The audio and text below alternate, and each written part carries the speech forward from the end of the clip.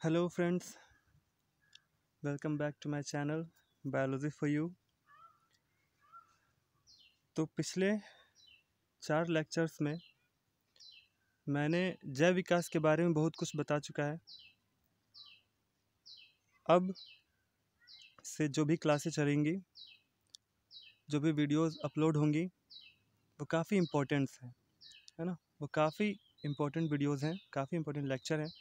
तो आपको उसको ध्यान से सुनना होगा और फिर उसको आपको अपने कॉपी पे नोट करके उसको याद करना होगा, क्योंकि यहाँ से काफ़ी सारे क्वेश्चन पूछे जाते हैं। ठीक है। और ये सारे नोट्स मैं अपने Telegram handle biology nerds Hindi पे अपलोड करता रहूँगा। तो आपको वहाँ से इस लेक्चर की पीडीएफ मिल जाएंगी। तो आप वहाँ पे जाके आप अपना नोट्स ले सकते हैं। So if you guys find this video useful for you, so please like and subscribe, and if you have any queries, so please comment below. So let's get started.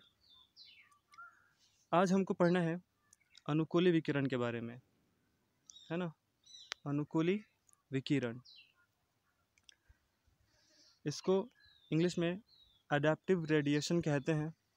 अनुकूली विकिरण का सिद्धांत किसने दिया था? अनुकूली विकिरण एक सिद्धांत है, एक विचार है, जिसको चार्ल्स रॉबर्ट डार्विन ने दिया था। ठीक है, चार्ल्स रॉबर्ट डार्विन ने यह सिद्धांत प्रस्तुत किया था। हुआ यूँ था कि चार्ल्स रॉबर्ट डार्विन 1835 में, है ना, 1835 में गैलापागोस द्वीप पे गए थे। आपको पता भी होगा, नहीं पता होगा तो मैं बता दूं। चार्ल्स रॉबर्ट डार्विन जब सिर्फ 22 साल के थे तो 1831 में उनको भ्रमण का मौका मिला। एक जहाज़ थी HMS बीगल, उस जहाज़ पे वो दुनिया भ्रमण के लिए निकले थे, है ना, एक बायोलॉजिस्ट के तौर पर। तो उन्होंने काफ़ी सारे रिसर्चेस की। वो जहाँ जहाँ गए वहाँ पे वहाँ के जीवों के बारे में, विविधताओं के बारे में उन्होंने अपने डायरी में लिखा और एक किताब लिखी जिसे हम कहते हैं द ओरिजिन ऑफ स्पीशीज़। इस पूरे यात्रा का ये एक निचोड़ था, द ओरिजिन ऑफ स्पीशीज़। तो उसी में से ये एक टॉपिक है अनुकूली विकिरण का। अनुकूली विकिरण कहते किसको हैं? देखिए, ये 2 नंबर का क्वेश्चन है, ये एग्ज़ाम में बहुत बार पूछा हुआ है। तो क्या है? किसी एक जाति से विभिन्न प्रकार की नई जातियों का उत्पन्न होना अनुकूली विकिरण कहलाता है। ठीक है, कोई भी एक जाति है, अगर वही एक जाति से अलग अलग प्रकार के जाति का निर्माण हो जाता है तो उसे हम कहेंगे अनुकूली विकिरण। ये होता क्यों है? क्योंकि एक जाति अपने खान पान के आधार पर, रहन सहन के आधार पर, या फिर कह लीजिए उसके वातावरण के हिसाब से उसकी आदतों में बदलाव आती है और धीरे धीरे वो उसी आदत में ढल जाता है और फिर उसकी संरचना बदल जाती है। ठीक है, तो एक जाति से कई प्रकार की जाति विकसित हो जाती है। मैं आपको उदाहरण भी दूंगा, तो देख लेते हैं इसमें कौन क्या क्या बातें हैं। तो किसी एक जाति से, आप इसको याद रखिएगा, किसी एक जाति से कई प्रकार की नई जातियों का निर्माण होना ही क्या कहलाता है? अनुकूली विकिरण कहलाता है। अनुकूली विकिरण को अपसारी विकास भी कहते हैं, है ना। यहाँ पे अपसारी लिखा गया है, अपसारी होती है, तो अपसारी विकास भी कहते हैं, क्योंकि इस विकास में जीवों का विकास एक ही पूर्वज से होता है। ठीक है, तो एक ही पूर्वज से अगर कई सारे जातियों का निर्माण हो जाता है तो उसे हम कहते हैं अपसारी विकास। ठीक है, अपसारी विकास, अपसारी। तो देखिए, अनुकूली विकिरण का सबसे अच्छा उदाहरण किसने दिया था? अनुकूली विकिरण का सबसे अच्छा उदाहरण चार्ल्स रॉबर्ट डार्विन ने दिया था। कैसे दिया था? मैंने आपको कहानी पहले ही बताया कि वो गए थे गैलापागोस द्वीप पे। तो देखिए, Charles Robert Darwin Charles Robert Darwin ने अनुकूली विकिरण का सबसे अच्छा उदाहरण दिया। अपने यात्रा के दौरान जब डार्विन कहाँ पहुँचे, गैलापागोस द्वीप पर पहुँचे, तो उन्होंने क्या देखा? एक फिंच नामक चिड़िया देखी। ठीक है, वो एक फिंच नामक चिड़िया उन्होंने देखा जो उसी द्वीप पर अलग अलग प्रकार से विकसित हो गई थी, है ना। चिड़िया थी एक ही, अब एक ही कहने का मतलब एक ही जाति की थी, फिंच जाति की थी, लेकिन वो उसी द्वीप पर, आपको मैं बता दूं, गैलापागोस द्वीप 14 द्वीपों का समूह है, ठीक है, जो प्रशांत महासागर में पड़ता है। तो उन्होंने ये देखा कि उसी द्वीप पर वही चिड़िया अलग अलग तरीके से क्या है, विकसित हो गई है। कहीं पे किसी का जो बिक्स होता है, जो चोंच होता है, कहीं लंबे हैं, कहीं छोटे हैं, कहीं मोटे हैं, ठीक है। क्यों ऐसा हुआ? क्योंकि उनकी खाने के आदतों की वजह से उनका उनका जो बिक्स है, चोंच, अलग अलग प्रकार से विकसित हो गया था। देखिए, चार्ल्स रॉबर्ट डार्विन ने अनुकूली विकिरण का सबसे अच्छा उदाहरण दिया। अपनी यात्रा के दौरान जब डार्विन गैलापागोस द्वीप पर पहुंचे तो उन्होंने फिंच नाम की चिड़िया को देखा जो उसी द्वीप पर अलग अलग प्रकार से विकसित हो गई थी। बाद में इसी चिड़िया को डार्विन फिंच के नाम से भी जाना जाने लगा। तो ये क्वेश्चन आप याद रखेंगे, डार्विन फिंच किसके नाम पे पड़ा है? चार्ल्स रॉबर्ट डार्विन के नाम पे पड़ा है। उन्होंने पाया कि फिंच के चोंच 6 प्रकार के आकार और आकृति में विकसित हो गए थे। एक ही द्वीप पर एक ही प्रकार की चिड़िया 6 तरीके से बन गई थी। उनके जो चोंच थे वो 6 प्रकार के बन गए थे। सोच के देखिए कितना स्ट्रेंज लगता होगा। तो इस आधार पर चार्ल्स रॉबर्ट डार्विन एक निष्कर्ष पे पहुंचे। कौन से निष्कर्ष पे पहुंचे? उन्होंने ये बताया कि जो मेन फिंच चिड़िया थी, जो मेन थी, जो बीज भक्षी हुआ करती थी, मतलब बीज खाया करती थी, वो 10,000 साल पहले इस द्वीप पर आई। कितने साल पहले? 10,000 साल पहले। तो 10,000 साल पहले वो चिड़िया जो मेन थी वो आई गैलापागोस द्वीप पर, उनकी जातियाँ वहाँ पे पहुँची और वो खाने के आधार पर अलग अलग भागों में बट गई उसी द्वीप पर। तो जहाँ पे उनको ज़्यादा खाना मिलता था, जहाँ पे ज़्यादा कीड़े मिलने लगे, वो कुछ मांसाहारी बन गई, कुछ शाकाहारी भी थी, है ना। तो जो मांसाहारी थी उनके जो चोंच थे वो ज़्यादा लंबे हो गए क्योंकि उनको कीड़े उठा के खाने पड़ते थे, उनको वैसे ही आदत लग गई। जो शाकाहारी थी उनकी चोंच थोड़े छोटे हो गए, चौड़े हो गए, तो इस प्रकार से उनके चोंच विकसित हो गए थे। ठीक है, तो देखिए क्या निष्कर्ष पर पहुँचे। जो मूल बीज भक्षी फिंच थे वह इस द्वीप पर 10,000 साल पहले आए और द्वीप के अलग अलग हिस्सों में फैल गए। फिर इनमें खाने को लेकर क्या होने लगी? प्रतियोगिता होने लगी, जिससे इनके खाने की आदतों में बदलाव आया और इनके चोंच अलग अलग प्रकार से विकसित हो गया। सिंपल सी बात है।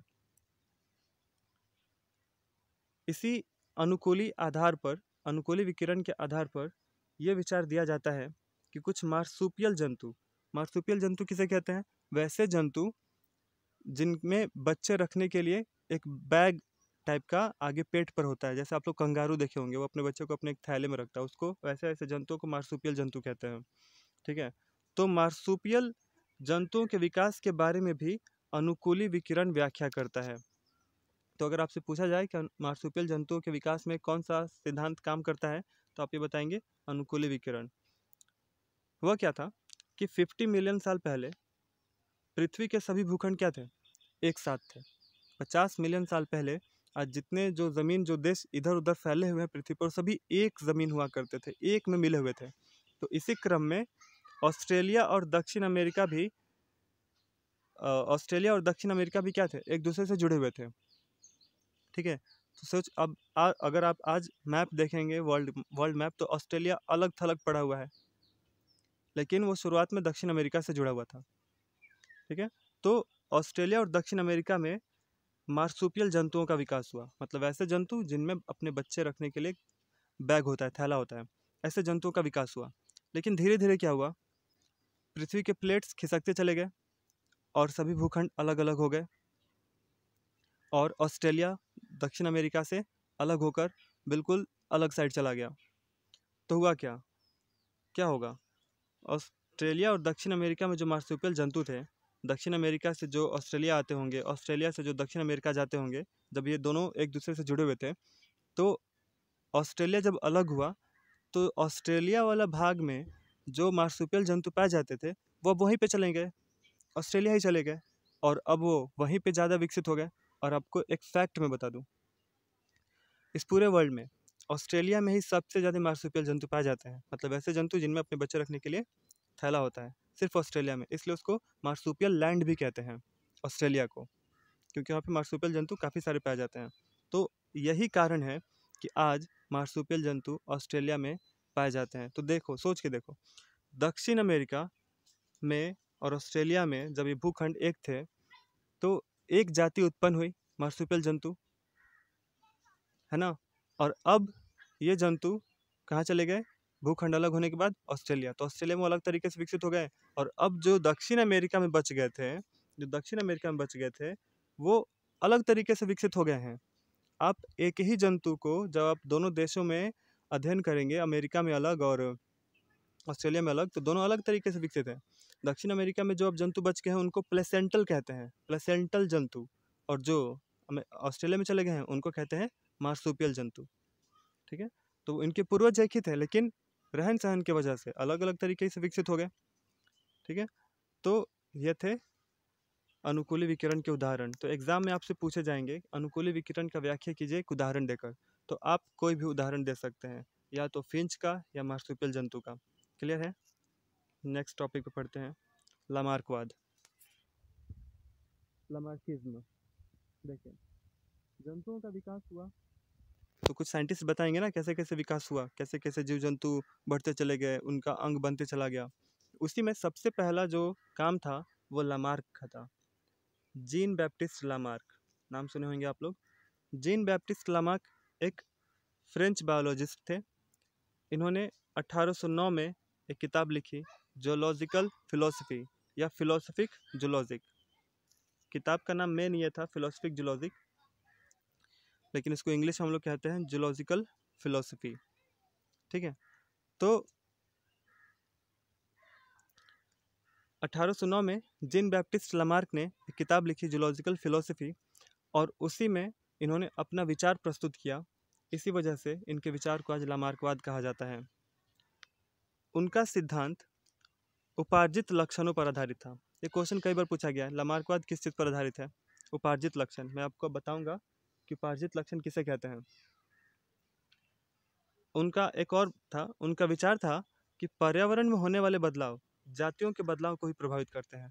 मतलब अगर पर्यावरण में कुछ बदलाव हो रहे हैं तो उस बदलाव से जो जीव विकसित हो रहे हैं उनमें भी कुछ ना कुछ बदलाव आ जाता है। मतलब पर्यावरण बदलेगा तो जानवर भी, जंतु भी बदल जाएंगे, और इसी वजह से उनका सिद्धांत उपार्जित लक्षण पर आधारित था। देखिए, उनका मानना था कि, क्या मानना था, पहली बात ये मानना था कि जीव अपने जिस अंग का उपयोग अधिक करते हैं वह अधिक विकसित होता है, जबकि जिस अंग का उपयोग कम करते हैं या नहीं करते हैं वह अंग धीरे धीरे कमज़ोर होकर क्या हो जाते हैं, विलुप्त हो जाते हैं। ठीक है, तो लामार्क का सीधा साधा ये मत था कि जो भी जंतु जिस अंग का उपयोग वो ज़्यादा करेंगे वो ज़्यादा विकसित होगा, और कम करेंगे तो कम विकसित होगा, या फिर धीरे धीरे नहीं करते हुए वो एक दिन विलुप्त भी हो जाएगा। ठीक है, फिर दूसरा बात क्या है, दूसरी बात यह है कि पर्यावरण के बदलाव के कारण जीवों को नई आवश्यकताएं होती हैं, और उन आवश्यकताओं के कारण जीवों में नए नए अंग बन जाते हैं, जिसे उपार्जित लक्षण कहते हैं। ठीक है, देखिए यहाँ पे क्या है, पर्यावरण के बदलाव के कारण जीवों को नई नई आवश्यकताएं होती हैं। मतलब जब पर्यावरण बदलती है तो जीवों को कुछ नई आवश्यकताएं आ जाती हैं। जैसे सोच के देखो, जब बारिश आती है तो हम लोग बारिश के हिसाब से बदल जाते हैं, जब ठंडी आती है तो हम लोग ठंड के हिसाब से बदल जाते हैं, जब गर्मी आती है तो गर्मी के हिसाब से बदल जाते हैं। तो मतलब हम लोग पर्यावरण के हिसाब से बदलते रहते हैं। तो वैसे ही वो कह रहे हैं कि जब पर्यावरण बदलता है ना तो जंतुओं को कुछ नई आवश्यकताएं हो जाती हैं, और उन आवश्यकताओं के कारण जीवों में कुछ नए अंग बन जाते हैं, और जो नए अंग बने उसी को हम क्या कहेंगे, उपार्जित लक्षण। तो उपार्जित लक्षण का अगर परिभाषा एग्जाम में आपसे पूछे तो आप ये परिभाषा लिख सकते हैं, नहीं तो आप ये कह सकते हैं कि जो लक्षण जीवों के शरीर में बाहर से आते हैं उसे हम कहते हैं उपार्जित लक्षण। जैसे मान लो कि कोई आदमी बहुत पतला दुबला है, लेकिन वो खा पी कर एक्सरसाइज करके बॉडी शॉडी बना ली, तो क्या हुआ, उसके लिए एक्सरसाइज है। कोई बच्चा काफ़ी कमज़ोर है पढ़ने में, लेकिन मेहनत करके अपना दिमाग काफ़ी तेज़ कर लेता है, तो वो तेज़ दिमाग उसके लिए क्या है, एक उपार्जित लक्षण है। बात आई समझ में? तो जो भी लक्षण शरीर में बाहर से आते हैं उसको उपार्जित लक्षण कहते हैं। चलते चलते कहीं गिर गए, या फिर चलते चलते रास्ते में रोड पे एक्सीडेंट हो गया, एक्सीडेंट में पैर टूट गया, वो एक उपार्जित लक्षण है। बचपन से कोई बच्चा ठीक है, उसकी आंखें काफ़ी अच्छी हैं, लेकिन कुछ ऐसा काम किया, कुछ ऐसी रोशनी उसने देखी, या फिर कुछ ऐसा चीज़ आँख में चला गया जिससे उसकी आँख की रोशनी खत्म हो गई, तो एक उपार्जित लक्षण है। तो कोई भी लक्षण शरीर में बाहर से आता है तो उसे हम कहते हैं उपार्जित लक्षण। इसके बारे में लामार्क का कहना था कि उपार्जित लक्षण वंशानुगत होते हैं। उपार्जित लक्षण क्या होते हैं? वंशानुगत, मतलब एक पीढ़ी से दूसरी पीढ़ी में लक्षण चले जाते हैं। कौन से लक्षण? उपार्जित लक्षण। ठीक है, तो लामार्क का ये सिद्धांत था। इनके सिद्धांत को कुछ सालों तक मान्यता मिली, लेकिन फिर बाद में इनके सिद्धांतों को नकार दिया गया। इनके बातों की आलोचना हुई, मैं आपको बताऊंगा आगे। देखिए, यहाँ पे मैंने एक जिराफ का इमेज लगाया है। अंतर आपको दिख रहा होगा, पहला छोटा है, दूसरा, तीसरा, चौथा। लामार्क ने जिराफों के बारे में कहा था कि आज जो आप जिराफ देखते हैं वो शुरुआत से ऐसे नहीं थे, उनमें भी विकास हुए हैं। जैसे कि ऊपर लामार्क ने बताया कि पर्यावरण में बदलाव के कारण जीवों में क्या हो जाते हैं, नए नए अंग बन जाते हैं। तो देखिए यहाँ पे वो सिद्ध करके दिखाते हैं। क्या कहा उन्होंने कि शुरुआत में जब ज़मीन पर पेड़ पौधे काफ़ी अधिक मात्रा में पाए जाते थे, छोटे मोटे पेड़ पौधे थे, झाड़ियाँ थी, तो जिराफों के गर्दन और पैर छोटे हुआ करते थे और वो ज़मीन पर के घास, पेड़, झाड़ियाँ खाया करते थे।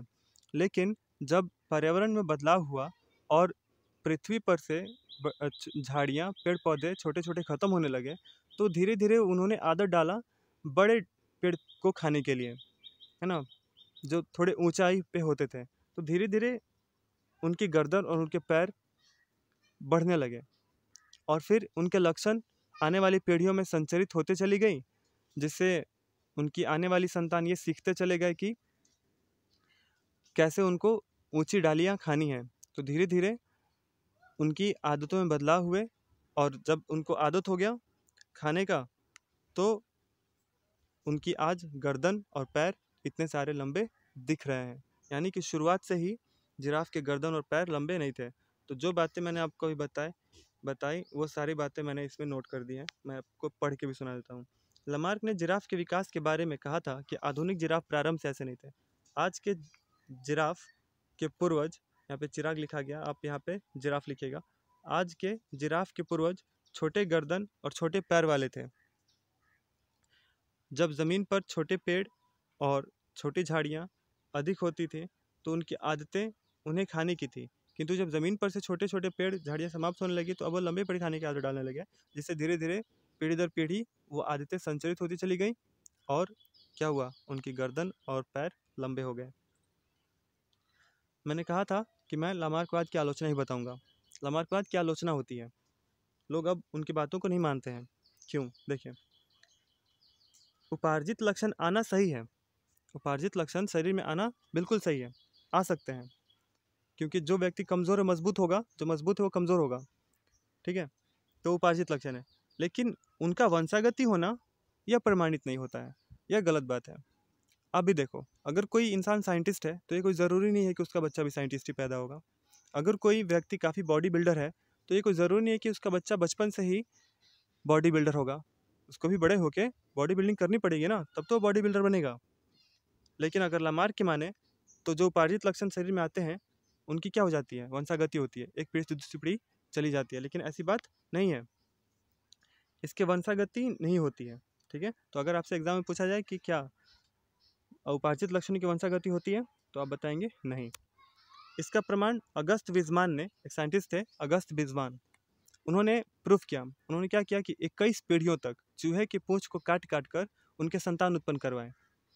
वो ये देखना चाहते थे कि क्या अगर किसी चूहे का पूंछ नहीं है तो क्या उसका संतान भी बिना पूंछ का पैदा होता है, लेकिन ऐसा नहीं हुआ, उसके बच्चे भी पूंछ के साथ पैदा हुए।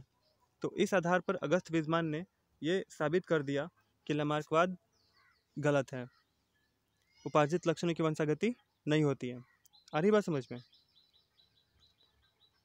दूसरी बात, नई आवश्यकताओं के कारण नए अंग नहीं बनते हैं। यदि ऐसा होता तो हमें उड़ने की आवश्यकता होती तो हमारे पास पंख आ जाते हैं। ठीक है, आवश्यकता आती है तो डायरेक्ट कैसे अंग बन जाएंगे भाई? आवश्यकता आती है तो धीरे धीरे हम उस आवश्यकता के अनुसार पहले ढलेंगे, है ना। ढलने के बाद भी कोई नए अंग नहीं बनेंगे, बल्कि उसी अंग में और कोई हो सकता है कुछ अलग तरीके से विकास हो जाए।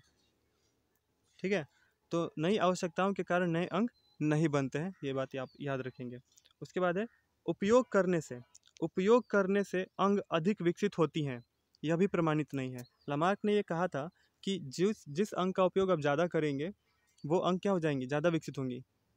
तो इसका मतलब यह है कि जब हम आँख से ज़्यादा देखते हैं, ज़्यादा पढ़ते हैं, तो हमारी आँख जिंदगी भर ठीक होनी चाहिए थी। हम लोग बचपन से आँख का यूज़ करते हैं ना, तो आँख और बड़ा हो जाना चाहिए था और ज़िंदगी भर हमारा आँख एकदम बिल्कुल ठीक होना चाहिए था। लेकिन जैसे जैसे उम्र घटती है, आप जानते हैं कि आँख की रोशनी क्या होती है, घटती चली जाती है। हम अपने हाथ से ज़िंदगी भर काम करते हैं लेकिन धीरे धीरे कमज़ोर क्यों होने लगते हैं? तो ये बात कुछ हद तक गलत है।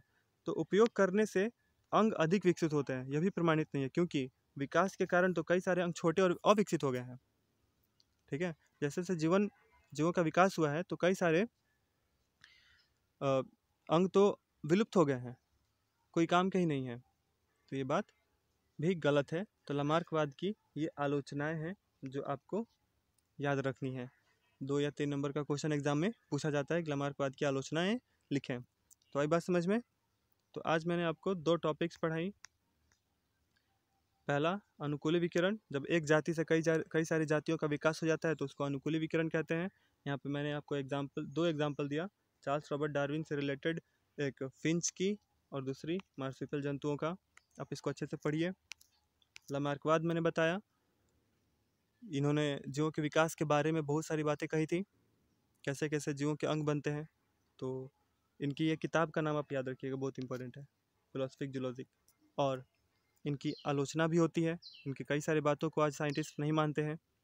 ठीक है, जिराफ के बारे में इन्होंने बातें कही, जिराफ के बारे में मैंने आपको बात बता दी, और फिर यहाँ पर है आलोचना। तो इस लेक्चर में बस इतना ही। फिर आगे नेक्स्ट लेक्चर में मैं आपको डार्विनवाद बताऊंगा। इसमें लामार्कवाद, नेक्स्ट में डार्विनवाद, और फिर दोनों की तुलना करेंगे हम, किसकी सिद्धांत सबसे अच्छी हैं। ठीक है, तो थैंक यू।